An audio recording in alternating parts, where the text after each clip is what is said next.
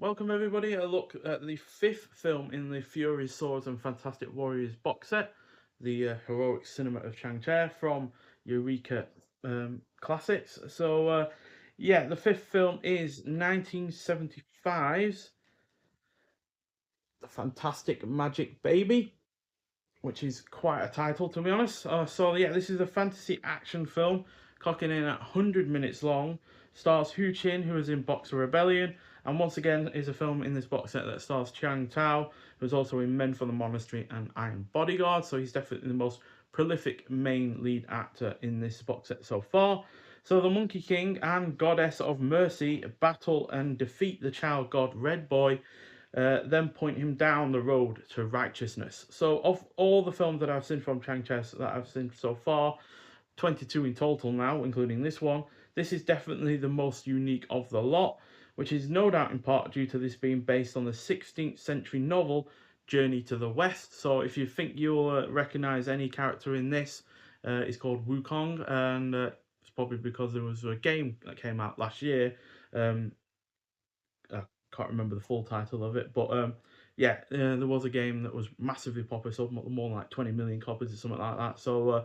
Yeah, if you recognise any characters in this, it's probably because of that game. If you have played it, but yeah, obviously quite a famous novel as far as Chinese novels go.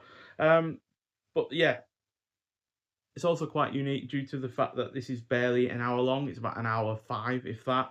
Um, as the last half hour or so of this is an actual Chinese opera, and it also feels more like a theatrical production with its limited sets plus a generally minimal amount of editing. There's a lot of single shots, and the sets aren't really all that dynamic. It's not like they flow around or anything like that. It does most more than often look like a room that's just got cloud backgrounds in the foreground and such, in the background and such.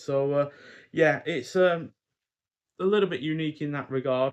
That said, the cast is good, the pacing is on point, the vivid colours look great, it is well shot, it is generally engaging, the fight choreography is well executed while also feeling quite balletic at times, and it has plenty of interesting characters. Just a shame though that due to it being barely an hour long, it doesn't really feel fleshed out, and the ending is a little bit unsatisfying as well. The subsequent additional half hour or so of Chinese opera, although relevant to the film, as like I said, it does feel like a theatrical production, and therefore, moving into a real life Chinese opera does feel relevant and purposeful, but it also just doesn't feel necessary, and just feels like they're trying to make up for the fact that they only had an hour and 5 minutes of footage. Yeah, and yeah, it just also isn't my kind of thing, to be honest. Yeah, I do unfortunately find the music a little bit repetitive and annoying, and yeah, I just don't find the story all that engaging either. Yeah, that final part just didn't work for me at all, unfortunately. But the first hour or so is pretty good. If it had, an extra 20 minutes or so of, you know, actual film footage as part of that hour or so of film, then yeah, this would have been a fairly good effort. But unfortunately, it's only going to get a 3.5 out of 5 because it ultimately is only a barely an hour film, and therefore feels a little bit rushed and has an unsatisfying conclusion. Yeah, still better than one of the other films we have reviewed already in this box set. I think it was Men from the Monastery, was it? No, Shaolin Martial Arts, which we only gave 3 out of 5. So it is better than that, but could be a lot better. It could have easily taken advantage of its positives a lot more had it been longer and more fleshed out. Yeah, but it has had a 1080p presentation in this release, and it does look really rather good in that regard.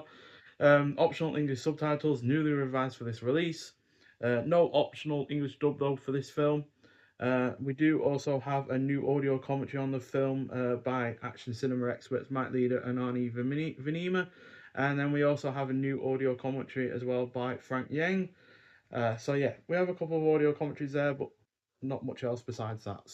Yeah, decent enough effort, but definitely one that feels like it could have been a whole lot better.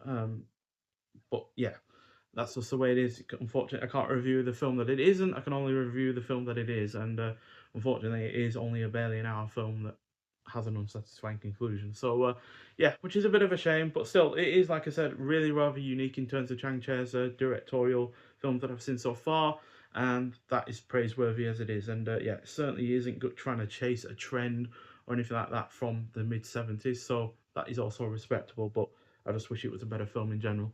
Nonetheless, so if you have seen this film before, I'd like to hear your thoughts on it. But thank you for watching, and I'll see you in the next one. Bye.